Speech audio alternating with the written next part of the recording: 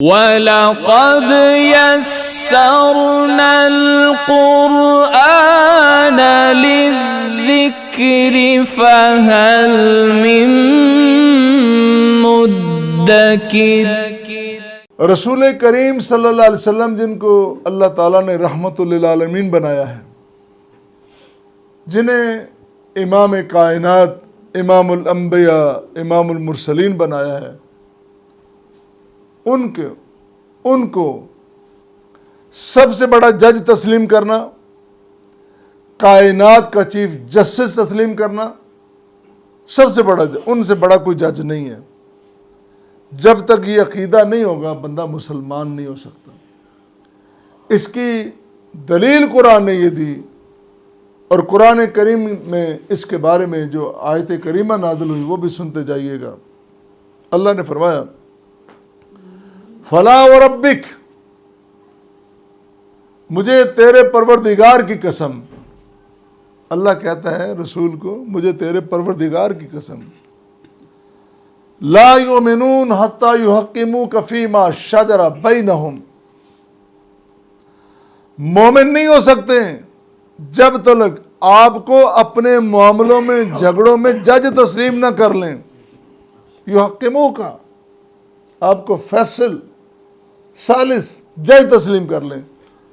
جب تک یہ نہیں کریں گے لا یؤمنون، ایماندار نہیں ہو سکتے۔ اللہ اللہ، یہ آیت کریمہ کہ نبی کریم صلی اللہ علیہ وسلم کو جج تسلیم کرنا ہے، اس کا ایک پس منظر ہے۔ وہ یہ ہے، امام بخاری نے یہ روایت نقل کی ہے صحیح بخاری میں کہ اس کے حضرت عروہ اس کی روایت کرتے ہیں رضی اللہ تعالیٰ عنہ، نبی کریم صلی اللہ علیہ وسلم کے پھپھی زاد حضرت زبیر بن عوام، ان کا ایک کسی کے ساتھ کوئی معاملہ تنازع ہو رہا ہے۔ آپ فرماتے ہیں ایک پانی کی نالی آ رہی ہے، تو پہلے زبیر کی جگہ ہے، ان کے کھیت ہیں، آگے دوسرے کے۔ آپ نے فرمایا کہ آپ اپنے کھیت کو پہلے سیراب کر لیا کرو، پھر ان کو موقع دیا کرو۔ اتنی بات کہی، وہ جو اصول کے مطابق تھی۔ اب اس دوسرے بندے نے، وہ بھی مسلمان ہی ہے، کچا ہے نا، ابھی کچا ہے، پک جاتا تو اتنی بات نہ کہتا حضور نے ایسی بات تب کی ہے، اپنا پھپھی زاد ہے نا، اپنا پھپھی زاد ہے نا۔ اللہ، دنیا دار سمجھا تو نے، دنیا کا سیاستدان سمجھا تو نے، دنیا والوں کی طرح سمجھا۔ یہ کیا بات کہہ دی تم کہ پھپھی زاد اس لیے ایسی بات کی ہے؟ تو وہ جب بات کی تو آپ نے سن لی، پھر آپ نے فرمایا کہ اب تو اپنا سیراب کر، اس کو چھوڑ دے۔ پہلے کہا تھا کہ اس کو شریک کر لے، تو اس کو رعایت مل رہی تھی، اس کے باوجود اس نے الزام لگا دیا۔ آپ نے رعایت دی، پھر بھی وہ کہتا ہے۔ اور اس پہ اللہ تعالیٰ نے پھر قرآن نازل کر دیا کہ میرے رسول کے بارے میں کہتے ہو کہ وہ رشتوں کو پالتا ہے۔ کیسے ہو تم؟ رسول کریم صلی اللہ علیہ وسلم کے بارے میں یہ کہو کہ وہ رشتہ داریاں پالتا ہے۔ فَلَا وَرَبِّكَ لَا يُؤْمِنُونَ حَتَّى يُحَكِّمُوكَ فِيمَا شَجَرَ بَيْنَهُمْ، اپنے معاملات میں نبی کریم صلی اللہ علیہ وسلم کو فیصل اور جج تسلیم کرو۔ پھر اگلی بات یہ فرمائی ثُمَّ لَا يَجِدُوا فِي أَنفُسِهِمْ حَرَجًا مِّمَّا قَضَيْتَ وَيُسَلِّمُوا تَسْلِيمًا۔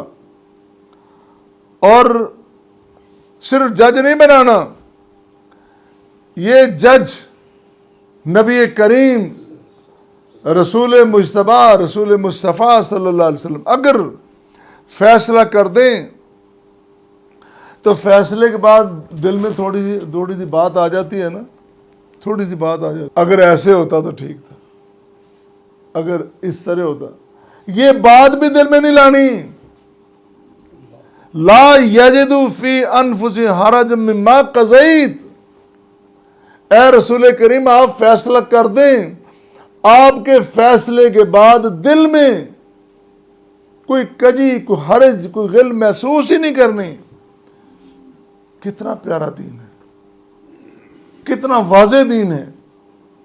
اور پھر بھی ہم یہ کہیں کہ رسول کریم صلی اللہ علیہ وسلم نے تو فرمایا ہے، قرآن نے تو کہا ہے،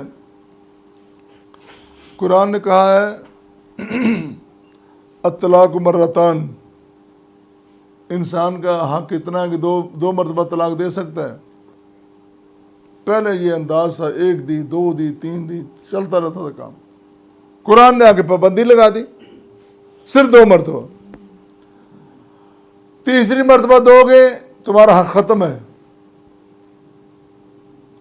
اب جوان آدمی جس کو سمجھ نہیں دین کی، وہ اگر سمجھ ہوتی طلاق دینی بھی ہے تو حدیث سنت کے مطابق 1-2 مہینوں 2-3 مہینوں میں دیتا، اس نے 1 منٹ میں ہی طلاق طلاق طلاق فارغ کر دیا۔ اب قرآن کی بھی مخالفت، نبی کی بھی مخالفت ہو گئی، تو مولوی کے پاس چلا گیا۔ مولوی کا فکر نہ کر، طلاق تیری ہو گئی ہے، پاویں تو غصے جا کی، پاویں تو 1 منٹ چ گئی نا، طلاق ہو گئی۔ مولوی صاحب کو حل نکالو، مولوی سے پھر حل نکالتے۔ اللہ، کیسا حل نکالا ہے؟ اللہ بھی ناراض، رسول بھی ناراض، اور اس خاتون کی جس کا کوئی قصور ہی نہیں ہے، اس کی غیرت، اس کی عزت سب مٹی میں ملا دی۔ یہاں چھوڑ جو 1 رات کے لیے، ہم اس کو حلال کر دیں گے۔ اللہ، یہ تو کیسا حلال ہے؟ اللہ کا فضل یہ ہے کہ یہ مسئلہ پہلے تو علماء احناف اور علماء حدیث میں متنازع بنا ہوا تھا، اب الحمدللہ کیا ہوا ہے، اب علماء احناف نے بھی تسلیم کر لیا ہے کہ 3 طلاقیں ایک ہی ہوگی، اور حلالہ کے بارے میں بھی ہائی کورٹ کے فیصلے آ چکے ہیں۔ اسلامی نظریاتی کونسل نے بھی اس کی سفارش کر دی ہے، الحمدللہ۔ اب آگے آگے شعور آ رہا ہے۔ اب تو بھائی اس بابا گوگل نے بھی لوگوں کو بڑا عالم بنا دیا ہے۔ گوگل بابا ہے نا، یوں ٹچ کرو، مسئلہ سامنے آ گیا۔ مولوی صاحب انتظار کر رہے ہیں کہ یہ میرے پاس آئے گا، وہ آتا ہی نہیں ہے، وہ کہتا ہے گھر میں مجھے مل گیا سارا کچھ۔ اللہ اللہ، اللہ تعالی ہماری فکروں کو درست رکھے۔ تو فیصلہ یہ ہوا کہ نبی کو فیصل تسلیم کرنا ہے، اور نبی کریم صلی اللہ علیہ وسلم نے فرمایا لا یؤمن احدکم حتی اکون احب الیہ من والدہ وولدہ والناس اجمعین۔ حضرت عمر سے ایک دن بات ہوئی، حضور نے فرمایا عمر میرے کتنا پیار ہے؟ عمر نے کہا کہ میری جان باقی سب پیچھے، اس کے بعد آپ، اور پھر ساری دنیا۔ حضور نے اس طرح سینے پہ ہاتھ مارا، پیار تھا نا، عمر ایسے نہیں، سینے پہ ہاتھ مارا، فرمایا نہیں ایک قدم اور آ گیا۔ یا رسول اللہ وہ کون سا؟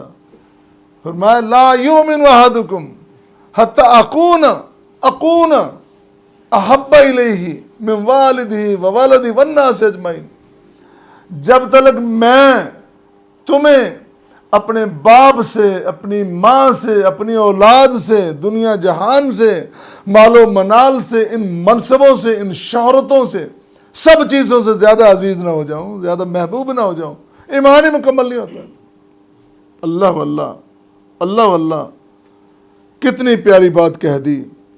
اور ایک جگہ تو آپ نے یہ بھی فرمایا کہ لا یؤمن احدکم حتی یکون ہواہ تبعا لما جئت بہ، جب تک تمہاری خواہشات ان چیزوں کے تابع نہ ہو جائیں جو میں لے کے آیا ہوں، جب تک تمہاری خواہشات میرے فرامین کے، میرے احکام کے، میری سنتوں کے، میری احادیث کے تابع نہ ہو جائیں، ایمان نہیں۔